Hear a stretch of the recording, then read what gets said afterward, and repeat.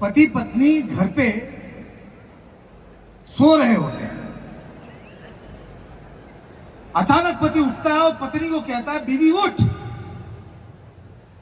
बीवी उठ। बीवी कहते हैं अरे बहुत रात हो गई, मुझे मत उठाओ। अरे उठ, एक सवाल पूछ रहा। बोले पूछो। बोले अचानक मरना अच्छा है या घुट घुट के मरना अच्छा है? बीवी ने कहा क्या फालतू की बातें कर रहे हो? पति ने कहा नहीं, पहले मैं तू मुझे बता, अचानक मरना अच्छा है या घुट घुट के मरना अच्छा है? पत्नी ने कहा अचानक बिना दर्द के मरना अच्छा है। तो पति ने कहा अगर अचानक मरना अच्छा है तो दूसरा पैर भी डाल दे मेरे ऊपर।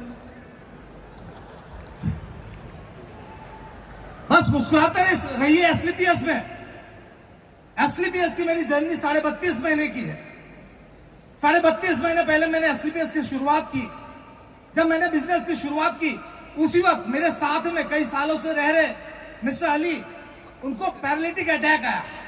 संजीव सर से बात हुई, मामचंद सर से बात हुई और मुझे 24 घंटे के अंदर बॉम्बे में प्रोडक्ट अवेलेबल कराया। और एक 34 साल का बंदा जिसको पैरालिटिक अटैक आया, वो हमारे इम्यूनोडॉक और थंडर ब्लास्ट से सही हो गया। मुझे बिलीव आया। 4 महीने में मैं डायमंड बना, 10.5 महीने में ब्लू डायमंड, 16.5 महीने में कौन सा लेवल लगा, ब्लैक डायमंड। उसके बाद 29 महीने में ब्लू डायमंड और 40 महीना हो जाएंगे अपन क्राउन।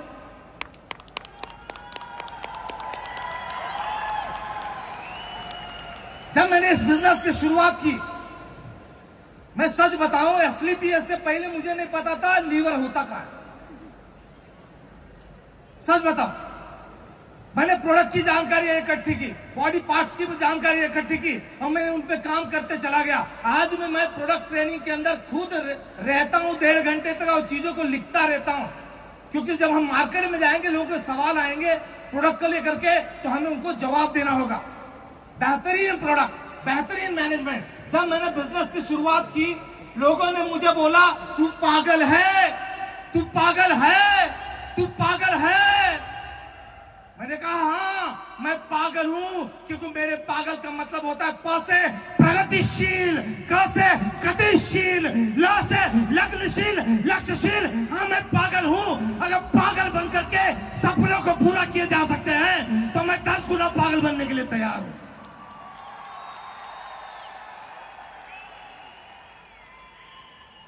कुछ लोग समझते हैं सर ये तो जितने भी काले कोट वाले हैं ना, ये तो उनके नसीब में ये पैसा है। कुछ लोग ये समझते हैं। मैं आपको बता दूं, एक बार एक व्यक्ति महादेव की पूजा कर रहा था, बहुत गरीब, कई सालों तक पूजा कर रहा था। पंडित जी को दया आया। पंडित जी ने महादेव को हॉट कॉल किया डायरेक्ट। पंडित जी ने डायरेक्ट कॉल लगता, मैं भी वही हूं। हॉट कॉल किया, महादेव जी कई सालों से आपकी तपस्या कर रहा है, क्यों ना आप इसे कोई वरदान दे देते हैं।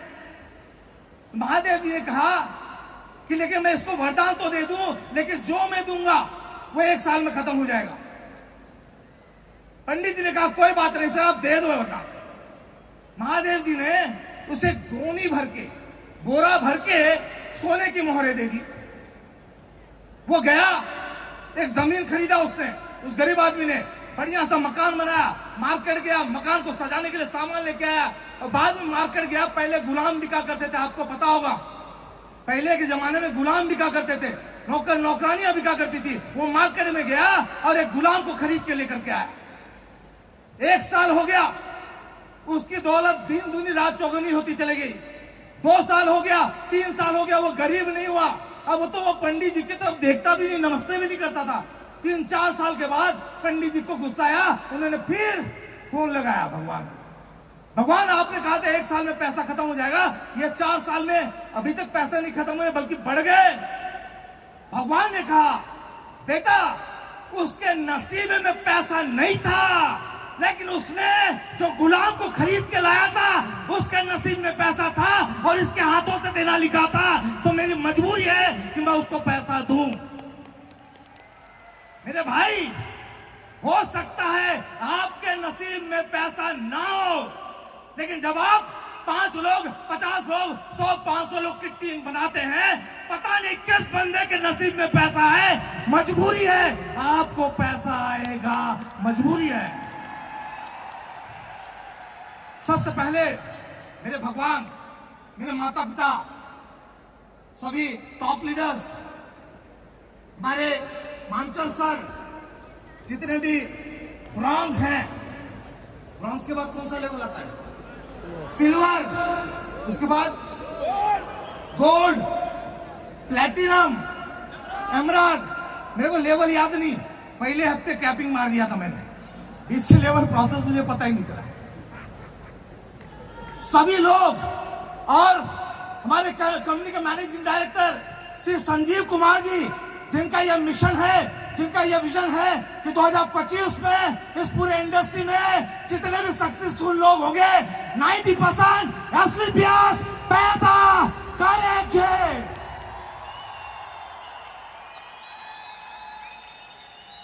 एक आम आदमी क्यों रहता पता है आपको?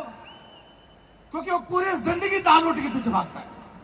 ध्यान दीजिएगा, एक आम आदमी पूरी जिंदगी दाल रोटी के पीछे भागता है। जब हम घरों पे रोटी बेलते ना, देखिएगा रोटी है ना गोल गोल नाचती, देखा आपने? रोटी बेलते वक्त रोटी गोल गोल नाचती है, खुद नाचती है, दुनिया को नचाती है रोटियां, दीवाना आदमी को बनाती है रोटियां, जो देखी ना जाए वो सब दिखाती है रोटियां, खुद नाचती है, दुनिया को नचाती है रोटियां। बच्चा उठाए बोझ, खिलौने को भूलकर, बूढ़ा चलाए ठेला, फाकों को धूलकर, जो देखी ना जाए वो सब दिखाती है रोटियां, खुद नाचती है, दुनिया को नचाती है रोटियां। बैठी है चेहरे पर लगाकर जिगर का खून, दुनिया कहे बुरा पर मैं तो ये कहूं कि कोठे पे बैठी आंखें भी लड़ाती है रोटियां, खुद नाचती है, दुनिया को नचाती है रोटियां। कहता हूं मैं कि रखना जरा नजर, इन रोटियों का आदमी नहीं खाता बेखबर, अक्सर तो आदमियों को सपनों को खाती है रोटियां, खुद नाचती है, दुनिया को नचाती है रोटियां। अगर आप पूरी जिंदगी दाल रोटी के पीछे भागोगे, सपनों को हासिल नहीं कर सकते। सपनों को हासिल करने के लिए भागिए, सपने आपके कन्नों के नीचे आकर के नाचना शुरुआत कर देंगे। सपनों के पीछे भागो अपनी जिंदगी में। धिक्कार है साला, इस मनुष्य जीवन में पैदा होकर के अगर अपने माँ बाप के सपनों को पूरा नहीं किया, धिक्कार है। अगर अपने बच्चों को भविष्य को नहीं बनाया, धिक्कार है हमारे ऊपर। धिक्कार है कि जिसको ब्याहता को हम ब्याह करके लाए, अगर उसको अच्छी जिंदगी नहीं दिए, धिक्कार है जिंदगी के ऊपर। मौका मिला है आप लोग को, उस धिक्कार से बचने के लिए कितने लोग तैयार हैं?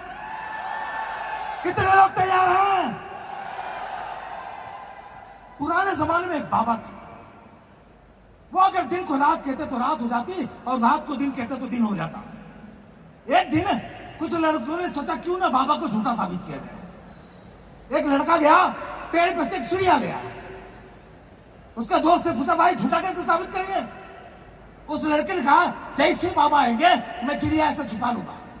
बाबा से पूछूंगा बाबा मेरे हाथ में क्या है, बाबा बताएंगे मेरे हाथ में क्या है, चिड़िया है। फिर मैं उनको झूठा करने वाला सवाल पूछूंगा, बाबा ये चिड़िया जिंदा है या मरी? अगर बाबा ने कहा ये चिड़िया जिंदा है तो मैं वहीं पे गला दबा के उसको मार दूंगा, बाबा झूठा साबित हो जाएगा। अगर बाबा ने कहा ये चिड़िया मरी हुई है तो मैं बाबा के सामने उड़ा दूंगा। बाबा दोनों सूरत में झूठा साबित होने वाले थे। बाबा आए, लड़के ने चिड़िया छुपाया और बाबा से बोले बाबा बताओ बाबा मेरे हाथ में क्या है? बाबा ने कहा बेटा तेरे हाथ में एक सुंदर सी चिड़िया है। फिर बाबा से उसने झूठा करने वाला सवाल पूछा, बाबा ये बताओ ये चिड़िया जिंदा है या मरी? बाबा ने कहा बेटा इस चिड़िया की जिंदगी तेरे हाथ में है, तू चाहे तो इसको जिंदा रख या तू चाहे तो उसको मार दे। ठीक उसी तरह आपके माँ बाप की उम्मीदें, आपके परिवार के सपने आपके हाथ में है। क्या जो जिंदगी आज आप दे रहे हो यही देना चाहते कि इससे अच्छे बेहतरीन जिंदगी देना चाहते? बताइए मुझे। बेहतरीन तो 5 कदम बढ़ाओ अपने परिवार के सपनों को पूरा करने के लिए। हम सारे लीडर्स सैकड़ों कदम दौड़ने के लिए तैयार हैं आपके परिवार के सपनों को पूरा करने के लिए। हम कर क्या रहे हैं? हम नेशनल इंटीग्रिटी का काम कर रहे हैं, राष्ट्रीय एकता।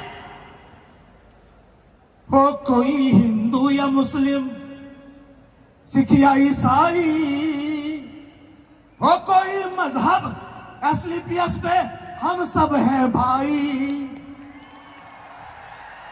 हो कोई हिंदू या मुस्लिम, सिख या ईसाई, हो कोई मजहब, एसलीपीएस पे हम सब हैं भाई।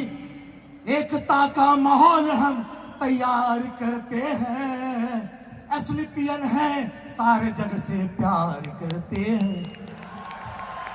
आइए जिंदगी बदलते हैं। जय एसलीपीएस, जय एसलीपीएस, जय एसलीपीएस, जय एसलीपीएस, जय एसलीपीएस, जय एसलीपीएस, जय एसलीपीएस, जय एसलीपीएस, जय एसलीपीएस, जय एसलीपीएस, जय एसलीपीएस, जय SLPS. Thank you so much sir, thank you. जोरदार तालियां आप सभी की।